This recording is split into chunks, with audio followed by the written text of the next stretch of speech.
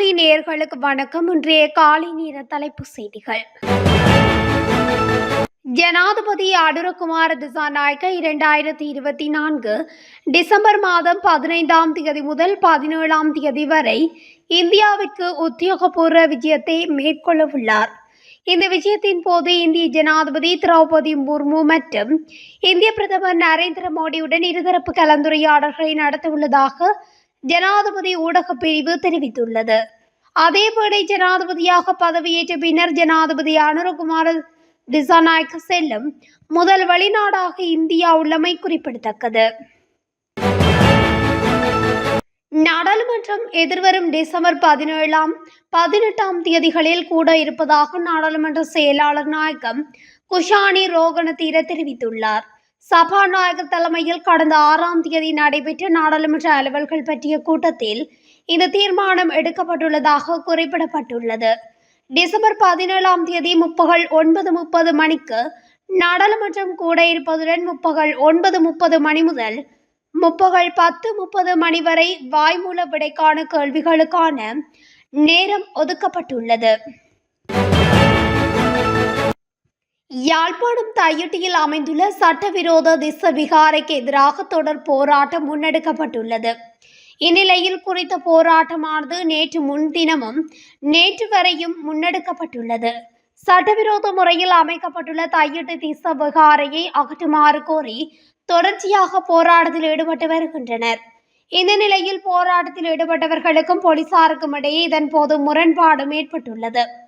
இதனால் அங்கு பதற்றமான சூழ்நிலை காணப்பட்டதோடு அதன் பின்னர் நிலை சுமூகமானதை தொடர்ந்து போராட்டக்காரர்கள் தொடர்ச்சியாக போராட்டத்தில் ஈடுபட்டமையும் குறிப்பிடத்தக்கது. பில் மற்றும் மெலிண்டா கேட்ஸ் அறக்கட்டளை இலங்கையில் தனது உதவி திட்டங்களை முன்னெடுக்க தயாராகி வருகின்றது. ஜனாதிபதி செயலகத்தில் நேற்று இடம்பெற்ற கலந்துரையாடலில் இதுகுறித்து பேசப்பட்டுள்ளது.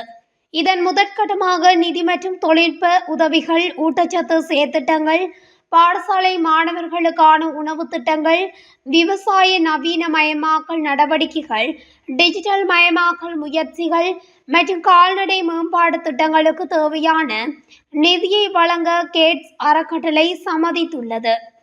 தொழிலமைச்சர் பேராசிரியர் அனில் ஜேந்த பெர்னாண்டோ தலைமையில் நடைபெற்ற இந்த கலந்துரையாடலில் அறக்கட்டளையின் அதிகாரிகள் கலந்து கொண்டனர். இதன்போது புதிய அரசாங்கத்தின் முன்னுரிமைகளை உணர்ந்து ஆதரவை வழங்க தயாராக இருப்பதாகவும் கேட்ஸ் அறக்கட்டளை உறுதியளித்துள்ளது. இலங்கைக்கு சட்டவிரோதமாக இறக்குமதி செய்யப்பட்ட மற்றும் மோட்டார் போக்குவரத்து திணைக்களத்தில் போலியாக பதிவு செய்யப்பட்ட சுமார் 6000 வாகனங்கள் குறித்து விசாரணை நடத்தப்படுவதாக தெரிவிக்கப்பட்டுள்ளது. லஞ்சம் அல்லது ஊழல் குற்றச்சாட்டுகளை விசாரணை செய்யும் ஆணைக்குழு தற்பொழுது விசாரணைகளை மேற்கொண்டு வருகிறது. வரி செலுத்தாமல் இறக்குமதி செய்யப்பட்டதாக கூறப்படும் நிலையில் அடையாளம் காணப்பட்ட வாகனங்கள் தொடர்பில் சட்ட நடவடிக்கை எடுக்கப்பட்டு வருவதாக ஆணைக்குழு தெரிவித்துள்ளது. இந்த வாகனங்கள் சுங்கவரிகள் மற்றும் இதர கட்டணங்களை வசூலிப்பதற்காக சுங்கத்துறையிடம் ஒப்படைக்கப்பட்டுள்ளதுடன் மேலதிக விசாரணைகள் தொடர்கின்றன. 1,85,000 மில்லியன் ரூபாய் பெறுமதியான திரைசேரி உண்டியல்கள் எதிர்வரும் 18ஆம் தேதி ஏல விற்பனையின் ஊடாக வழங்கப்படவுள்ளதாகவும் இலங்கை மத்திய வங்கி அறிவித்துள்ளது. இதன்படி 91 நாட்கள் முதிர்வு காலத்தை கொண்ட 65,000 மில்லியன் ரூபாய் பெறுமதியான திரைசேரி உண்டியல்களும் 182 நாட்கள் முதிர்வு காலத்தை கொண்ட 75,000 மில்லியன் ரூபாய் பெறுமதியான திரைசேரி உண்டியல்களும் 364 நாட்கள் முதிர்வு காலத்தை கொண்ட 45,000 மில்லியன் ரூபாய் பெறுமதியான திரைசேரி உண்டியல்களும் ஏல விற்பனையின் ஊடாக வழங்கப்படவுள்ளதாகவும் மத்திய வங்கி அறிவித்துள்ளது. இலங்கை தமிழரசு கட்சியில் இருந்து சிலர் நீக்கப்படுவதுடன் சிலர் இடைநிறுத்தப்படுவர் என முன்னாள் நாடாளுமன்ற உறுப்பினர் M.A. சுமந்திரன் தெரிவித்துள்ளார். நேற்று இடம்பெற்ற தமிழரசு கட்சியின் மத்திய குழு கூட்டத்தின் பின்னர் ஊடகங்களுக்கு கருத்து தெரிவிக்கும் போதே அவர் இதனை குறிப்பிட்டுள்ளார். கட்சிக்கு எதிராக போட்டியிட்டவர்களை உடனடியாக கட்சியிலிருந்து நீக்குவதற்கு பொது செயலாளருக்கு அதிகாரம் இருக்கிறது என மத்திய குழு ஏற்றுக்கொண்டிருக்கின்றது. அதனை பொதுச் செயலாளர் எதிர்வரும் நாட்களில் செய்வார் எனவும் கூறப்பட்டுள்ளது. மட்டக்களப்பு இழுப்படிச்சேனை பிரதான வீதியில் உள்ள வர்த்தக நிலையம் ஒன்றின் மீது பெட்ரோல் கொண்டு தாக்குதல் மேற்கொள்ளப்பட்டுள்ளது. குறித்த பகுதியில் அமைந்துள்ள தொலைபேசி விற்பனை நிலையம் ஒன்றின் மீதே அடையாளம் தெரியாத நபர் ஒருவரினால் இந்த தாக்குதல் நடத்தப்பட்டுள்ளதாக தெரிவிக்கப்படுகின்றது. அருகில் இருந்த கடையின் சிசிடிவி கேமராவில் இந்த தாக்குதல் சம்பவம் தொடர்பான காட்சிகள் பதிவாகியுள்ளன. இந்த தாக்குதலின் போது வர்த்தக நிலையம் முற்றாக தீயில் எரிந்துள்ளதுடன் விற்பனை நிலையத்தில் இருந்த உபகரணங்களும் தீயில் கருகியுள்ளன. இது தொடர்பான மேலதிக விசாரணைகளை கரடியனாறு போலீசார் மேற்கொண்டு வருகின்றமை குறிப்பிடத்தக்கது. அனுராதபுரம் பாதனிய பிரதான வீதியில் தபுதேகம பிரதேசத்தில் இடம்பெற்ற விபத்தில் ஒருவர் உயிரிழந்துள்ளதுடன் 5 பேர் படுகாயமடைந்துள்ளதாக தபுதேகம போலீசார் தெரிவித்துள்ளனர். தபுதேகமவில் இருந்து அனுராதபுரம் நோக்கி பயணித்த சிறிய லொரியொன்றும் அனுராதபுரத்தில் இருந்து தபுதேகம நோக்கி பயணித்த லொரியொன்றும் நேருக்கு நேர் மோதியதில் இந்த விபத்து இடம்பெற்றுள்ளது. விபத்தின் போது சிறிய லொரியில் பயணித்த நபர் ஒருவரே கவலைக்கிடமாக உயிரிழந்துள்ளார். அடுத்த வருடம் 30 லட்சத்துக்கும் அதிகமான சுற்றுலா பயணிகள் நாட்டுக்கு வருவார்கள் என எதிர்பார்க்கப்படுவதாக சுற்றுலா அபிவிருத்தி அதிகார சபை தெரிவித்துள்ளது. இந்த வருடம் 20 லட்சத்துக்கும் அதிகமான சுற்றுலா பயணிகள் நாட்டுக்கு பிரவேசித்துள்ளதாக அதன் தலைவர் புத்திக கேவாவசம் தெரிவித்துள்ளார். இதற்கமைய இந்த மாதத்தின் கடந்த 11ஆம் தேதி வரையான காலப்பகுதியில் 68,648 சுற்றுலா பயணிகள் நாட்டை வந்தடைந்துள்ளனர்.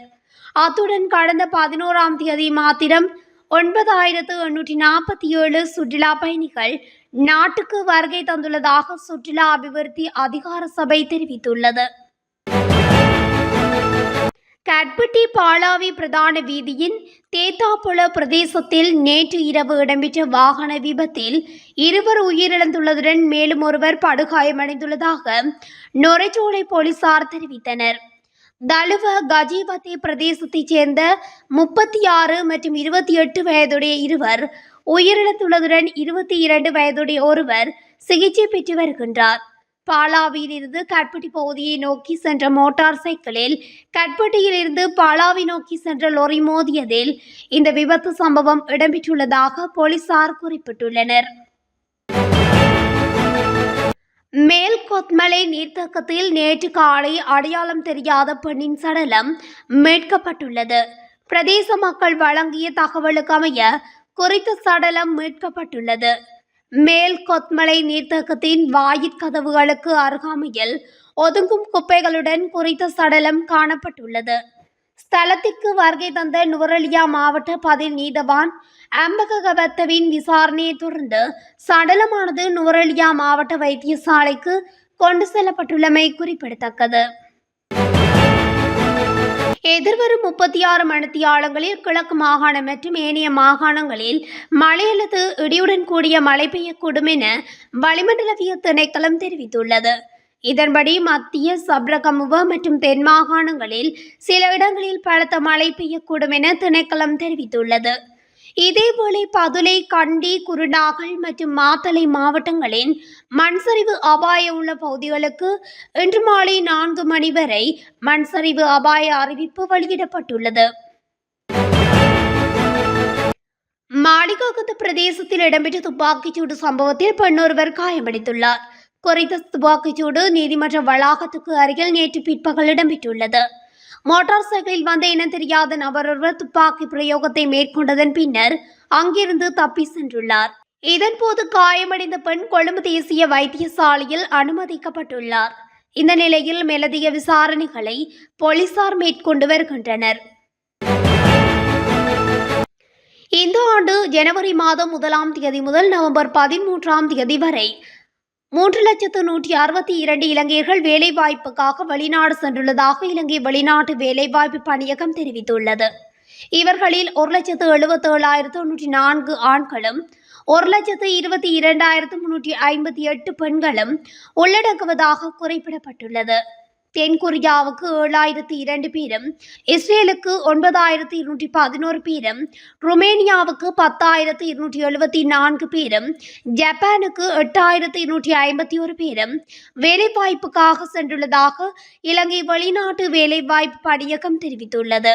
கடந்த 2022ஆம் ஆண்டில் 3,10,948 இலங்கையர்கள் வேலைவாய்ப்புக்காக வெளிநாடு சென்றுள்ளதுடன் இவர்களில் அதிகளவானோர் ஐக்கிய அரபு அமீரகம் ராஜ்யத்துக்கு சென்றுள்ளதாக குறிப்பிடப்பட்டுள்ளது. இத்துடன் தமிழொலியின் இன்றைய காலை நேர தலைப்பு செய்திகள் நிறைவடைகின்றன. தொடர்ச்சியாக செய்திகளை அறிந்து கொள்ள தமிழொலி ஊடகத்துடன் இணைந்திருங்கள். நன்றி, வணக்கம்.